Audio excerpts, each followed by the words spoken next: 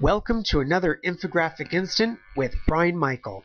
In this episode, we'll be looking at what is bubble economics, particularly in the background of understanding China's growth experience. What is structural change? Structural change is something that economists learn relatively early on in their career, that basic underlying economic structures can change in an economy, and it's those differing underlying structural relationships that you have to get your hands around in order to build a model. It's only then that we can really understand what is bubble economics.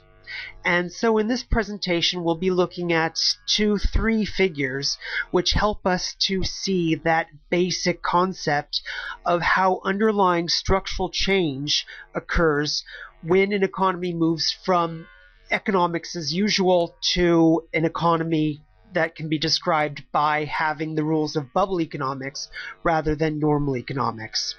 So turning our attention to this first figure from our broader study on the subject, we show the relationship between GDP growth and property price growth in a range of relatively high income economies. In the figure you see in front of you, we particularly look at comparator countries and their reaction to economic crisis as we try and figure out China's eventual reaction to any property price bubble popping that it might experience in the future.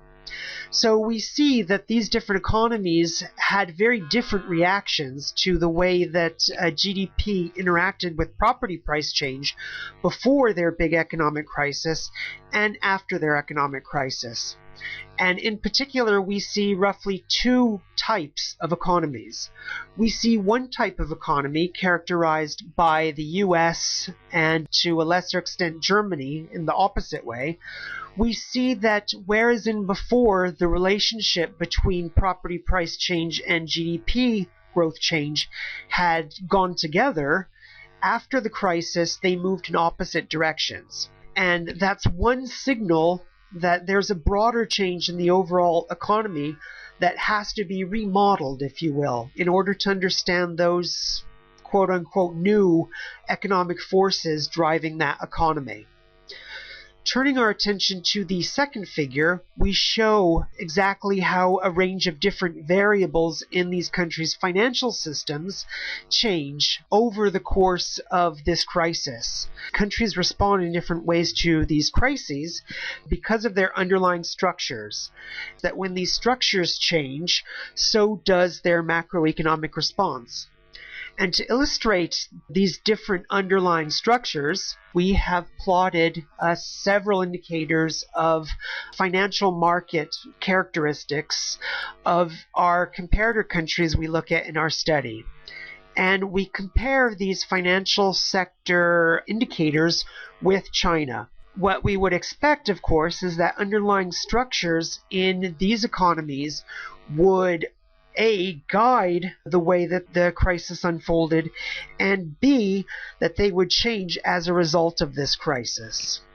And finally, summarizing these figures, we try and conceptualize a model for bubble economics. We try and understand those breaks, those structural changes, which A, help us to identify crises, both presently occurring as well as future potential crises, and B, to understand how those deep underlying economic structures change, particularly as the result of a crisis. We think that by conceptualizing bubble economics as a reconceptualization of underlying economic structures, we hope that economists will turn their attention away from simply trying to draw straight or curvy lines when understanding relationships between variables, and instead try and figure out if pre versus post-crisis countries, if their economies operate according to very different structural tendencies. This has been Brian Michael with another infographic instant.